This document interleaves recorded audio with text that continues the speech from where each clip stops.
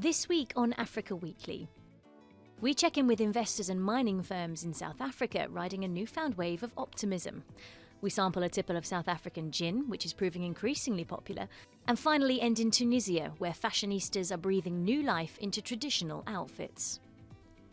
But first, a summary of the stories that made the headlines this week.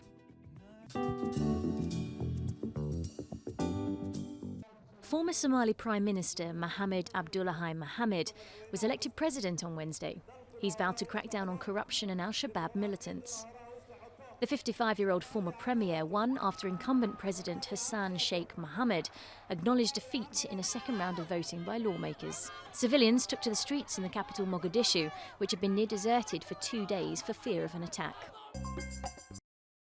During the State of the Nation address by President Jacob Zuma, members of the Radical Economic Freedom Fighters Party disrupted proceedings by throwing punches and scuffling with security. The South African president twice got up to his feet but was shouted down by the EEF MPs. President Zuma has been dogged by allegations of corruption and widely criticised for his handling of the economy. Kenya's High Court has blocked the government's decision to close the Dadaab refugee camp. It's the world's largest camp and home to more than 250,000 people, most of whom are Somalis who have fled across the border following the outbreak of civil war in 1991. But a leading judge said the plan was unconstitutional and amounted to persecution of refugees. The government decision specifically targeting Somali refugees is an act of group persecution, illegal, discriminatory, and therefore unconstitutional.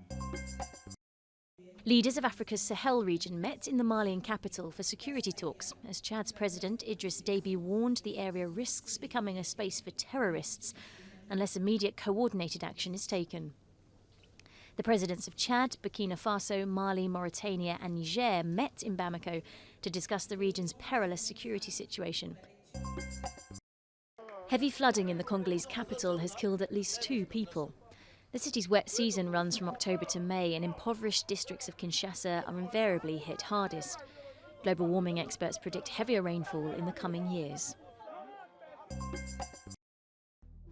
Kenyan President Uhuru Kenyatta dances with the award-winning FBI dance crew as part of his campaign to encourage young people to register as voters.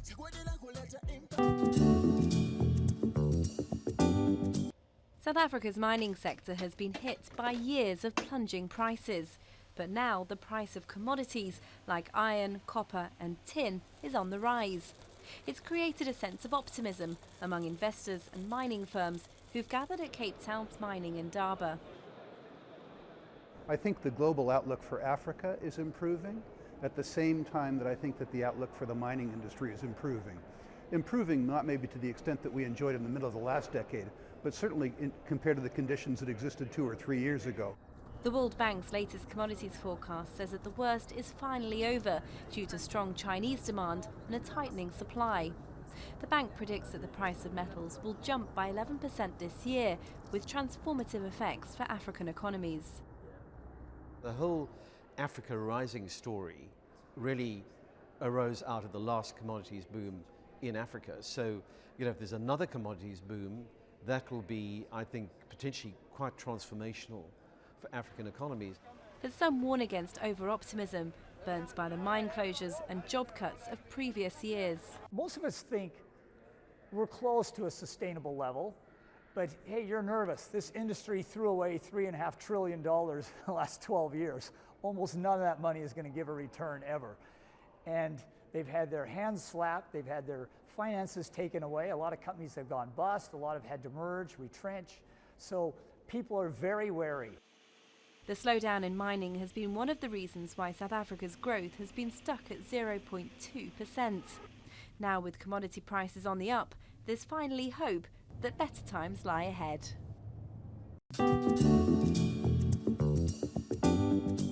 There are 144 craft gins to choose from at Mother's Ruin. But the real attraction at this specialty gin bar in Cape Town are the 20 made here in South Africa with local plants. Small specialty distilleries have recently popped up in the city and the surrounding wine farms as gin gains popularity. As the way it's booming, it's a curiosity, so people are curious, people want to see what's going on, and it's word of mouth. So everybody speaks about gin, People want to see it, people want to taste it, experience it, see what the possibilities is with it. Traditionally, the spirit is distilled with juniper berries, which give it its distinctive flavour. But the biodiversity hotspot of the Cape region allows for experimentation with some more exotic flora. Rooibos, buku, honeybush, rose geranium. Local gin makers are spoiled for choice. We also use things like kapokbos, which is a wild Cape snowbush, a wild rosemary. It's sweet yet earthy at the same time, which is something I haven't discovered in another plant. Lucy and her partner were lawyers before they jumped on the global gin bandwagon 2 years ago and opened Hope on Hopkins, the city's first licensed gin distillery. Here it was always associated with colonial days and sundowners, which is not perhaps the best image. And so it's very exciting to be reinventing that image completely. We've gone with it just because it is so exciting. Though gin only accounts for 0.1% of alcohol consumed by South Africans, local distillers are wary of oversaturating the craft gin market. And they are hoping their unique Cape gins will attract discerning drinkers from around the world.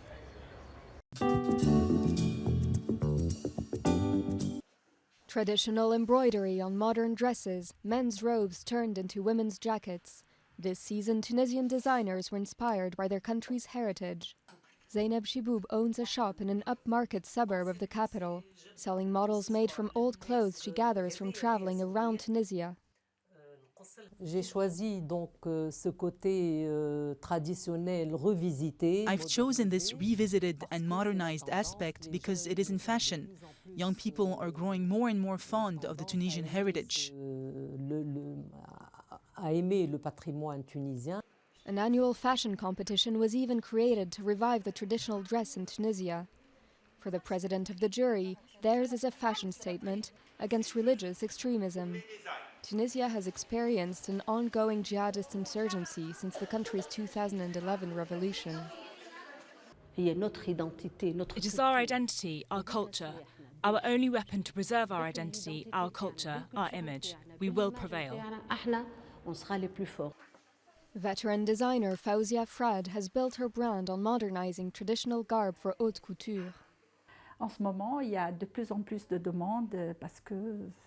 These days there is more demand because Tunisian craftsmanship is in the spotlight. So people are running after it and want more of it. L'artisanat tunisien, donc les gens courent après et en veulent de plus en plus. There's no official data on revenue from the clothing sector or its export potential. And some designers say without the government's help, it's hard to find the resources to conquer international podiums.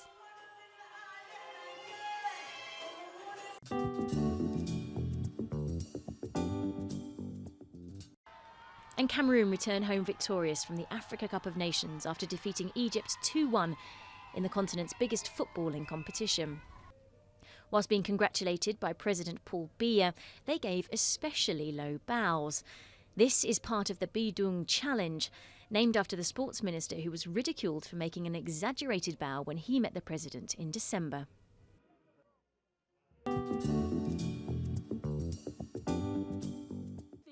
Next week on Africa Weekly, we check in with Nigerian filmmakers riding a new wave of recent success. That's all from us at Africa Weekly. Until next time.